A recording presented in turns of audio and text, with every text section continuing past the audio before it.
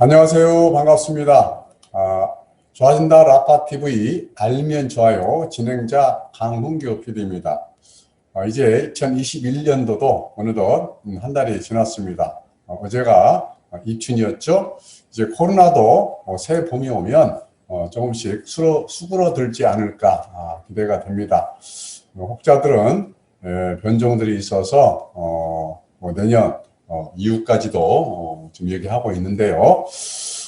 이 코로나 바이러스보다도 더 심각한 질병이 저는 금융질병이라고 생각을 하는 사람입니다. 대한민국의 금융질병 수준은 정말 기가 막힐 정도로 뿌리가 깊습니다.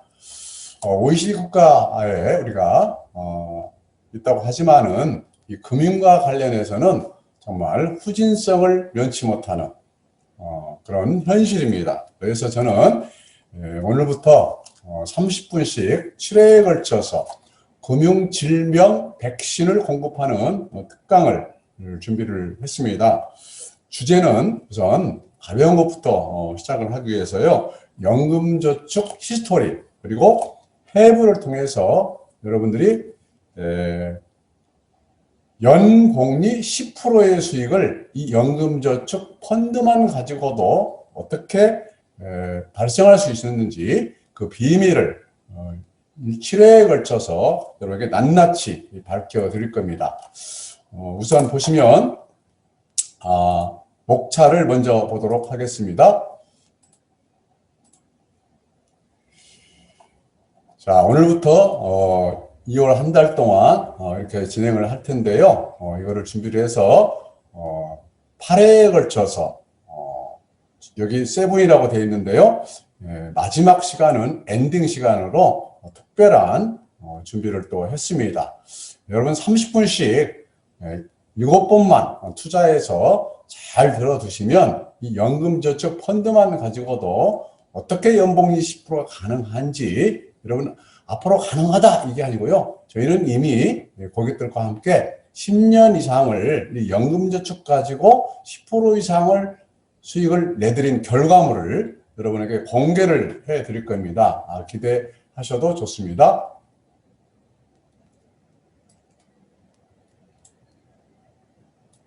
자, 우선 제목을 먼저 말씀드리도록 하겠습니다. 오늘은 연금저축의 불편한 진실에 대해서 살펴볼 거고요. 두 번째 시간에는 연금저축 제도의 역사에 대해서 우리가 좀 알아야 됩니다. 우리가 역사를 바로 알지 않으면 현재를 우리가 직시할 수 없고요. 미래를 통찰할 수 없기 때문입니다. 자, 세 번째는 연금저축 이전 제도라는 것이 있는데 650만 명의 약 140조 이상을 가입하고 있는 연금저축 상품에 대해서 이전 제도가 무엇인지 모르는 사람들이 태반입니다. 이걸 알고 있는 사람은 10%가 채 안 된다는 사실이죠. 여기 어떤 비밀이 있는지 우리가 알아야 되겠고요. 또 이걸 통해서 우리가 금융지능을 높여서 여러분들도 이제 금융소득을 충분히 높임으로 인해서 노후가 충분히 대비가 될 수 있는 복덩어리를 만나시기 바랍니다. 그리고 여섯 번째 시간에는 여러분도 이 금융자산, 여러분이 가지고 있는 이 금융자산이 지금 얼마나 큰 안락사를 당하고 있는지를 우리가 한번 살펴봐야 됩니다. 그래서 이 안락사로부터 우리가 치유받고 건강하게 우리가 다음을 또 준비를 하고 다음 세대에게도 이 유산으로 건강한 금융 자산을 또 금융의 어떤 권리를 물려줄 수 있는 지혜로운 소비자들이 되시기를 바랍니다. 그리고 일곱 번째는 여러분들도 연금저축 펀드만으로 연복리 10%가 어떻게 가능한지 그걸 풀어드릴 거고요. 마지막 엔딩 시간에는 얼마 전에 미래에셋 박현주 회장께서 간부들과 함께 대담 토론을 했습니다.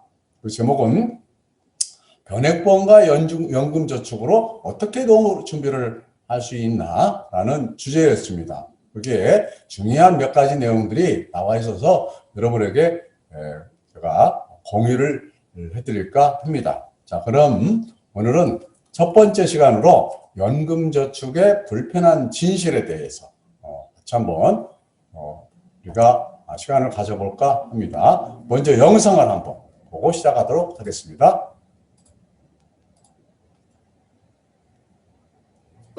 연금저축의 선두주자 베스트로 연금저축, 연금저축 이전 전문 회사 베스트로 연금저축, 사람을 살리는 금융 베스트로 연금저축, 금융자산을 찾아주고 알려주고 지켜주는 베스트로 연금저축, 전국 전주를 금융의 허브로 향토기업 베스트로 연금저축. 노후 대비용으로 연금저축에 가입하신 분들 많으시죠? 연말에 세금 혜택 때문에 수익률은 신경을 쓰지 않는 경우가 많은데요. 이제 기존의 상품이 마음에 들지 않을 때 다른 상품으로 바꾸는 절차가 훨씬 간단해졌습니다. 김하연 기자입니다. 7년째 연금저축을 들어온 직장인 임동현 씨는 최근 수익률을 확인하고 크게 실망했습니다. 연환산 수익률이 1%에도 못 미쳤기 때문입니다. 수익은 상관없고 그냥 세액 공제만 받으면 된다는 생각으로 그렇게 다 들고 있는 것 같아요. 저도 그렇고요. 소비자들은 세제 혜택만 받으면 된다는 생각과 해지할 경우 감면받은 세금을 물어야 하기 때문에 좀처럼 금융회사를 바꿀 수 없었습니다. 그러다 보니 연금저축을 운영하는 금융회사도 수수료만 챙길 뿐 연간 1에서 2%의 수익률을 낼 정도로 방치하고 있습니다. 연금저축은 해지하지 않고 수익률이 높은 곳으로 옮길 경우에는 아무런 불이익이 없습니다. 하지만 경쟁을 피하기 위해 은행과 증권, 보험회사들은 이 같은 사실을 쉬쉬해왔습니다. 김주영 씨는 기존에 가입돼 있던 연금저축을 갈아타면서 연간 1%에 불과했던 수익률이 10%대까지 올랐습니다. 바꾸고 보니까 바꾸는 데 대한 피해가 전혀 없고요. 세금 혜택 외에 그다음 플러스 알파인 수익률이 조금 더 나아졌다는 점에 대해서 특히 이번 달부터는 이전 절차가 대폭 간소화됐습니다. 이전 절차 간소화 제도가 시행이 됐습니다. 그래서 이제는 내가 이전할 곳에 가서 통장만 만들어서 의사표시를 하고 그 가입 신청서를 가입하게 되면 이에 따라 금융회사들 간의 연금저축 고객 유치가 치열해질 것으로 전망됩니다. 연금저축 이전이 활발해져 금융사 간 수익률 경쟁이 이루어지면 연금저축의 본래 취지처럼 고령사회의 비용 부담도 줄어들 것으로 기대됩니다. MBC 뉴스 김하연입니다.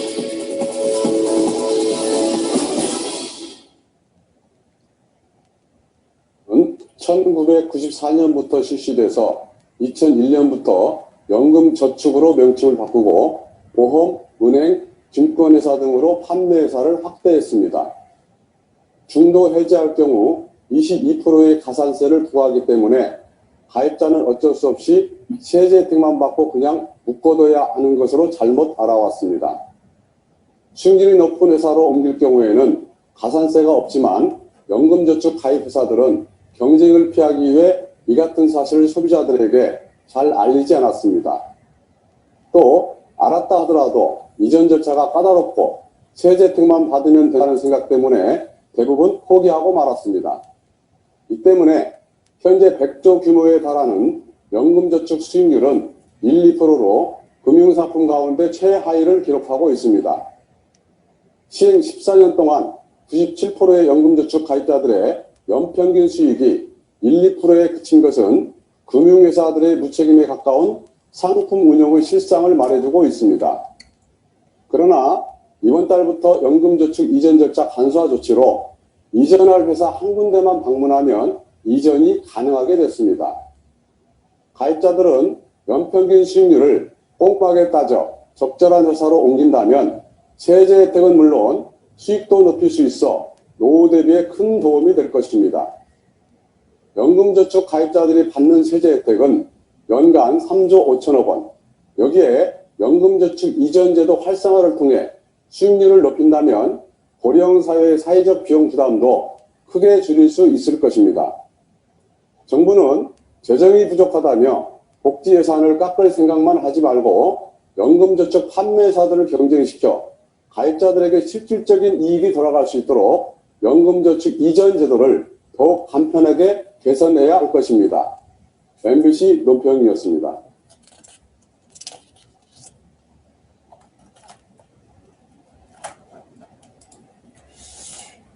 네, 여러분, 잘 들으셨습니까? 저 영상은요, 저희가 2016년도에 연금저축 이전 제도를, 이전 절차 간소화 제도를, 당시에 전주 완산 을 지역구 의원이었던 이상직 의원께서 제 얘기를 들으시고, 우리 국회에, 이거를, 국회에서 이전 절차를 아주 쉽게 할 수 있도록 간소화를 시켰었죠. 벌써 이게 6년, 5년이 됐습니다. 그럼에도 불구하고 아직도 이거를 잘 몰라서 오해하고 있는 부분 굉장히 많이 있습니다. 이런 것들을 낱낱이 7번에 걸쳐서 여러분에게 밝혀드릴 거고요. 우리가 얼마나 많은 자산들을 거대 금융회사의 수탈적 제도를 통해서 우리 주머니가 정말 훼손되고 또 우리가 안락사를 당하고 있는지 우리가 밝혀야 되고 알아야 되고 거기에 대한 대비를 해야 됩니다. 그래서 이런 시간을 마련했다는 거 다시 한번 말씀드리니까요. 같이 여러 사람이 같이 듣는 시간 될 수 있도록 여러분 한번 함께 해주시면 감사하겠습니다. 자, 먼저 제 소개를 간단히 드린다면은 저는 베스트로 연금저축주라는 회사를 97년도에 설립을 했는데요. 당시의 회사 이름은 베스트로주였습니다. 베스트로주였는데 이 연금저축제도에 대한 실상을 제가 파악을 하고 알게 되면서 야, 이거 우리 소비자들에게 이걸 제대로 알려서 정부가 하지 못하는 일을 우리가 운동으로 승화를 시켜서 고객들이 스스로 준비할 수 있도록 하면은 아주 대단한 영향력이 있겠다. 이런 판단을 하고 시작을 했는데요. 벌써 12년째가 됐습니다. 그 12년 동안에 저희와 함께 했던 연금저축 고객들이 어떤 일이 있었는지 여러분 충분히 들어보시고 여러분 잘 따라 하시다 보면은 충분한 수익을 얻을 수 있다는 거 미리 말씀을 드립니다.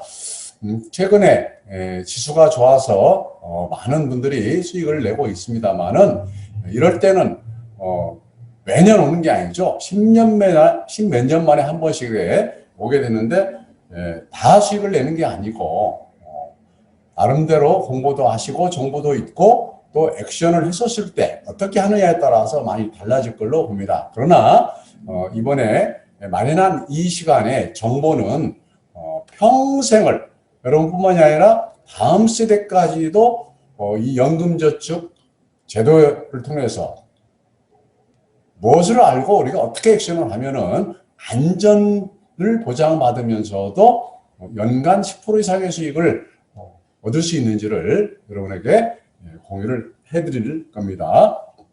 그래서 저는 소비자 금융주권의 선봉자로서 이 사업을 23년 전에 시작을 했고요. 앞으로도 마찬가지로 저는 이 일에 집중해서 우리 소비자들과 함께하는, 현장에서 함께하는 그런 일들을 이미 해왔고 지금도 그렇게 하고 있고요. 앞으로도 계속 그렇게 한다는 거 여러분에게 말씀을 드립니다. 자, 먼저 여러분 제가 벌써 7, 8년 10여 년 다 돼가는 것 같습니다.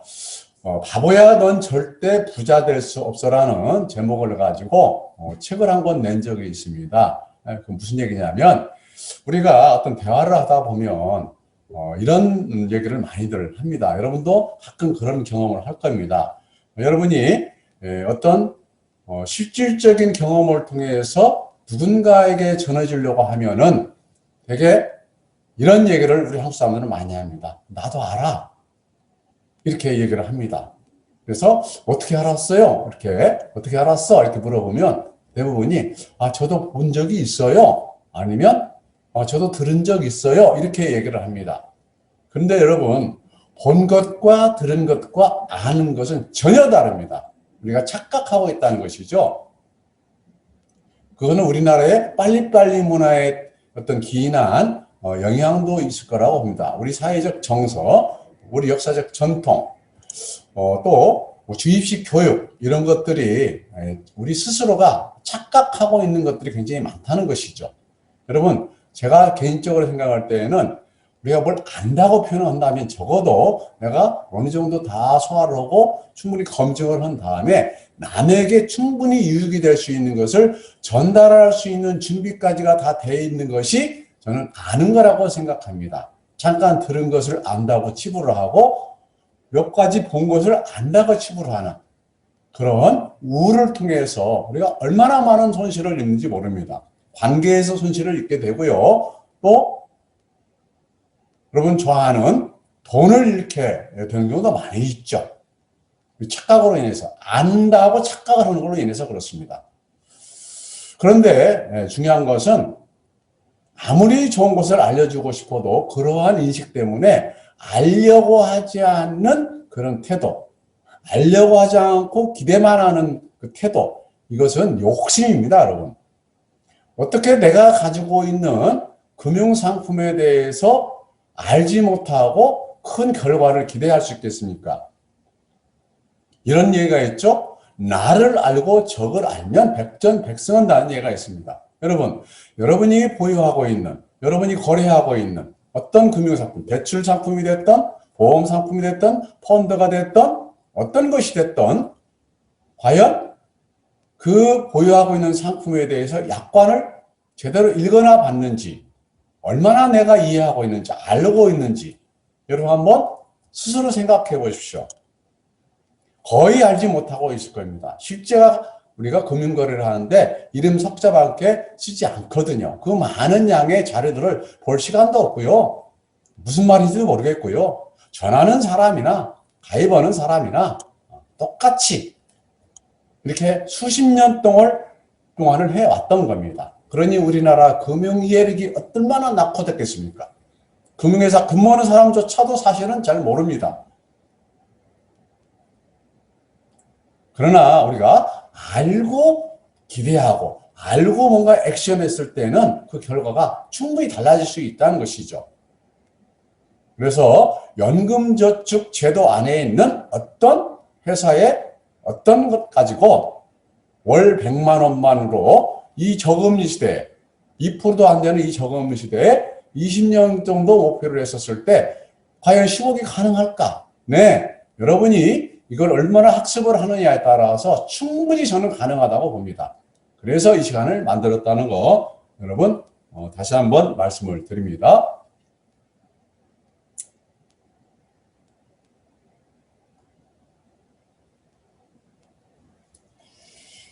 자, 그래서 이제 다음 시간에 연금저축제도 히스토리에 대해서 하나씩 알아갈 텐데요. 오늘 첫 시간이기 때문에 이 연금저축 히스토리에 대한 큰 아웃라인만 소개하고 다음 2강 때 디테일은 하도록 하겠습니다.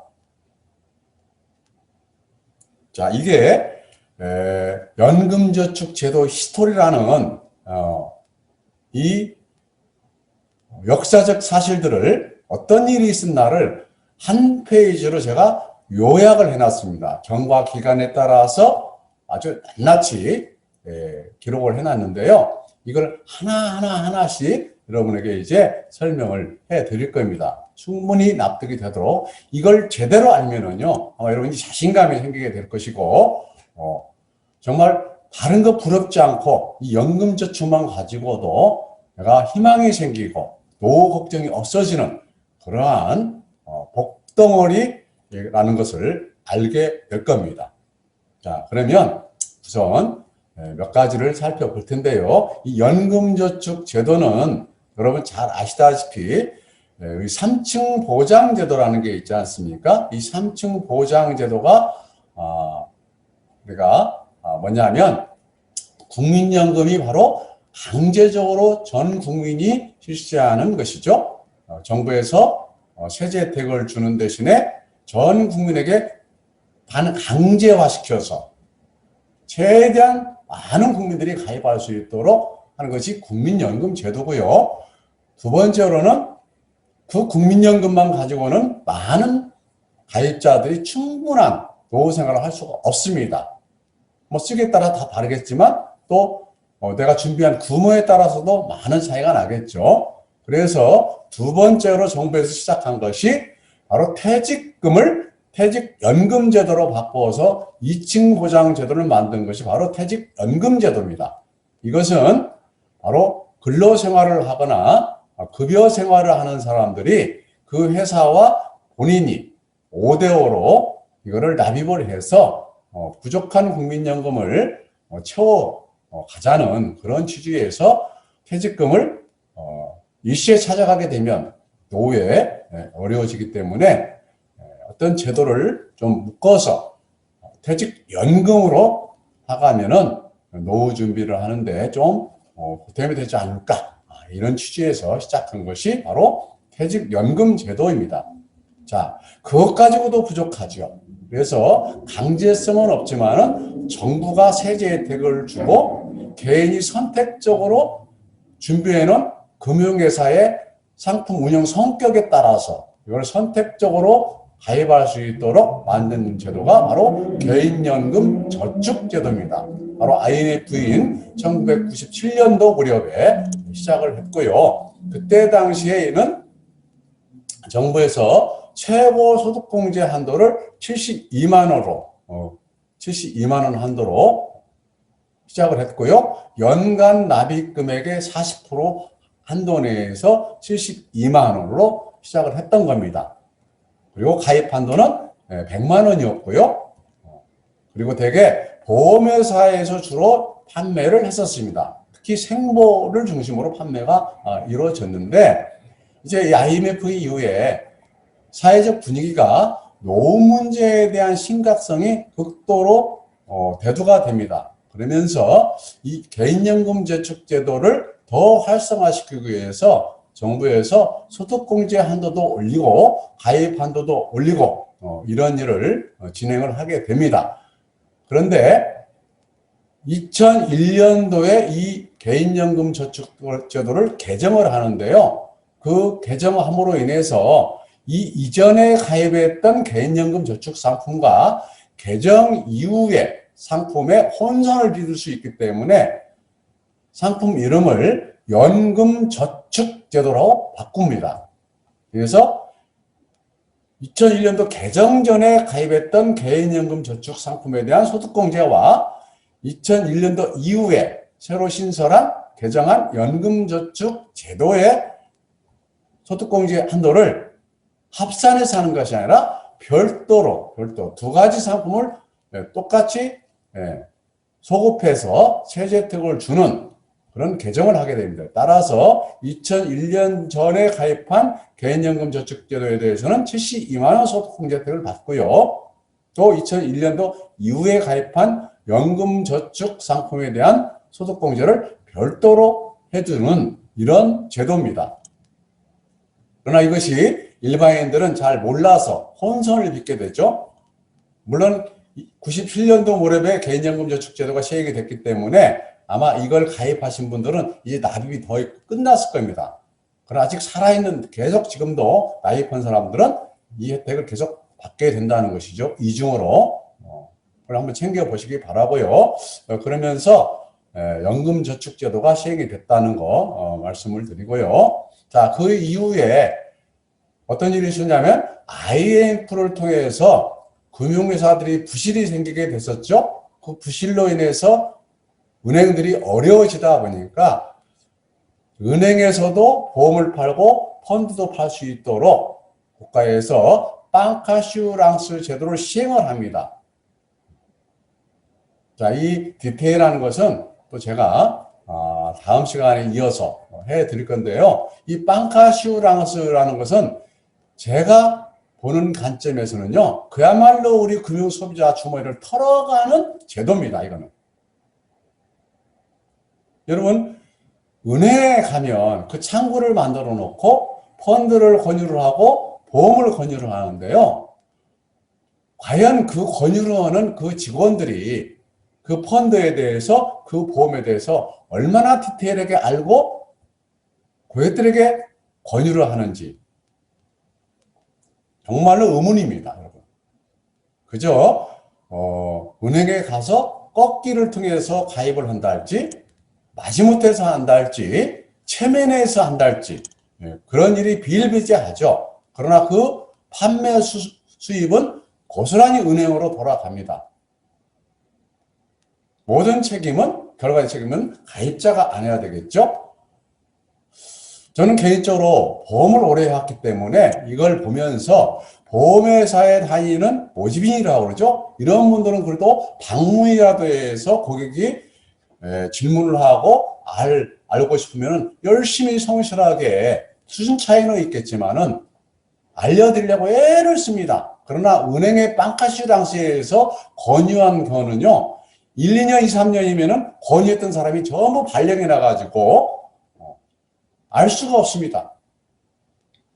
가입자가 이거를 알려고 노력하지 않으면요, 전혀 알 수가 없는 거예요. 이게 현실입니다. 이런 아픔이 있죠. 여기에서 이제 어떤 일이 또 벌어지냐면, 보험 모집인들이 빵카슈랑스에서 앉아서 소비자를 뺏어가니까 또 밥그릇이 줄어들겠죠. 그래서 3년 동안을 서울에 있는 모집인들 중심으로 해서 우리 밥그릇 뺏어갔다고 우리 죽겠다고 데모를 하죠. 무려 3년 동안 하게 됩니다.